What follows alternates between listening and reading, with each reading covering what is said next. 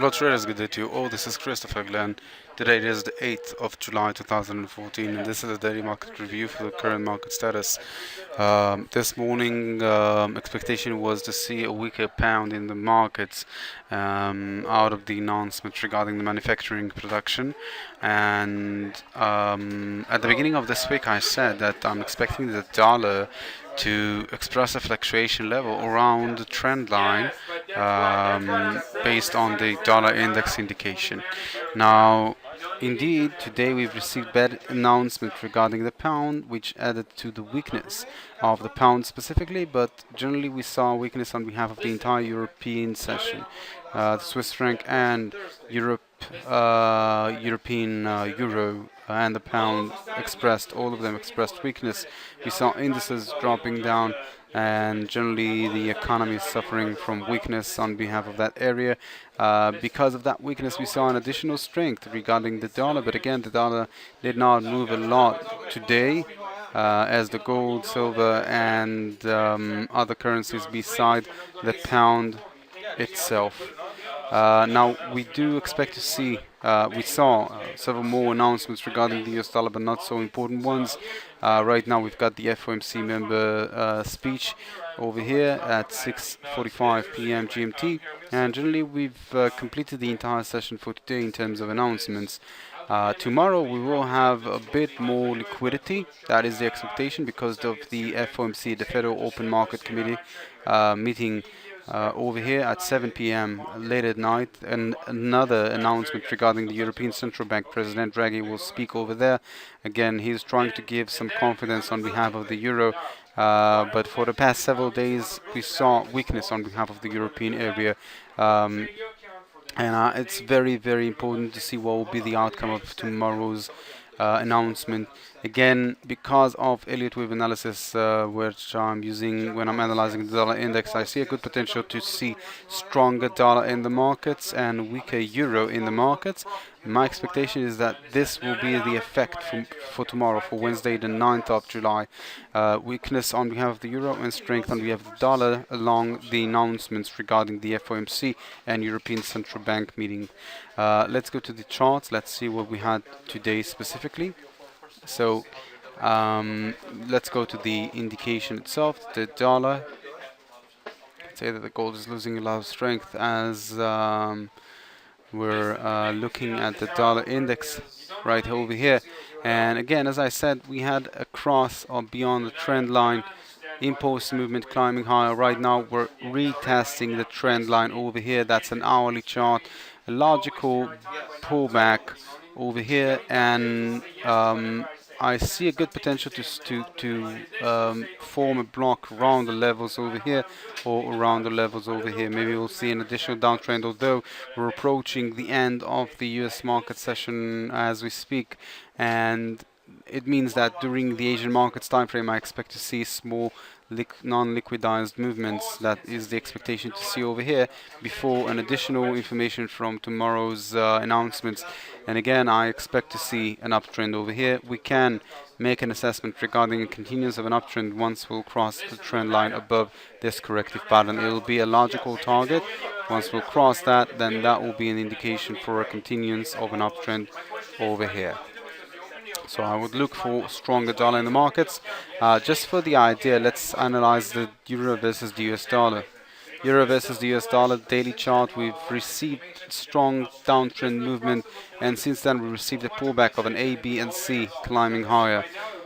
Since then we've dropped down in another impulse movement, and right now we've formed an A, B, C structure climbing higher, meaning that, let me show you the larger image. So we had strong liquidized downtrend movement, then we had an ABC pattern climbing up, then we had a 1, 2, 3, 4, 5, a liquidized impulse downtrend movement, and a corrective pattern, the A, the B, and a C. So at the moment the potential is to see downtrend movement over here, stronger dollar in the market, weaker euro in the market, just as we're expecting to see on the dollar index itself. So we have some sort of an appearance in terms of wave structure forming on both dollar index and the euro versus the US dollar. But another indication that we can base our opinion on is the dollar versus the Swiss franc, which forming the same structure.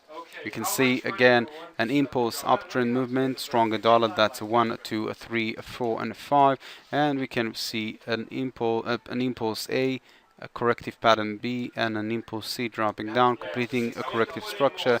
Again, potential to see stronger dollar in the markets in front of the Swiss franc. I remind you, euro and Swiss franc are pretty correlated with another. Just before we had the euro, we had the German currency, which reflect approximately the same strength, and we can say the Swiss franc.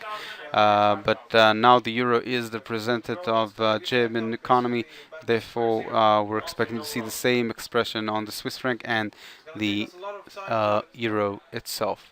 Let's go to the commodities. Again, I saw a bit of potential for weakness on the gold. Let's see what we've got right now. Yeah, we can see that the gold is crushing down for the past hour. Again, very nice image of an impulse movement, a corrective pattern, and an impulse movement expected to drop down. The expectation is definitely to see it drop down until this trend line over here that's based on the baseline. We can see that we've completed the structure of an uptrend. This path over here from this downtrend movement and a pullback and a potential for downtrend movement may be both a corrective pattern of a larger movement or a beginning of an impulse movement dropping down significantly. We can only measure this structure once it'll drop down till this rate. I'll need to see the structure itself, and then I'll be able to make an assessment regarding continuance of a downtrend movement regarding the gold. Let's look at a larger time frames chart, daily chart. Okay, so again, we can make an assessment regarding this structure. You can say that this was a 1 or an A, and we've received a B climbing up, and a C should drop down. Again, it's only an assessment. We will need to trade beyond the trend line, and that will be an indication that the market is ready to move forward into another rate over there. Let's look at the gold and the silver. Let's look at the dollar on other areas. So over here we can say that unfortunately in front of the Turkish, the Russian ruble and the South African rand, I see a potential to form weakness on behalf of the dollar. We know that the condition of the dollar in front of the Russian ruble, South African rand and the Turkish lira isn't basically, it's not reflecting the situation of the dollar. It's reflecting a different situation, and we won't see the same structure as we can see on the euro and the Swiss franc. So over here I see a potential for a bit more weakness on behalf of the dollar before we'll continue higher, while on the major currencies, the pound, the Canadian dollar, the Australian dollar and the Swiss franc, I see a good potential of a stronger dollar in the markets. If we'll go to Japanese yen, we can see that a lot of assets are moving down lower and has potential to move forward into a lower rates in front of the Japanese yen. We can see that the pound, the Canadian dollar, Swiss franc and euro are pretty weak in the markets today. The gold is gaining an additional, not gaining but losing strength, gaining additional weakness over here, and we can say that the dollar is moving toward a weaker expression as well, but that's not the case. The case is that the Japanese yen itself is gaining strength, so it's expressing any additional fracture of weakness on behalf of any currency.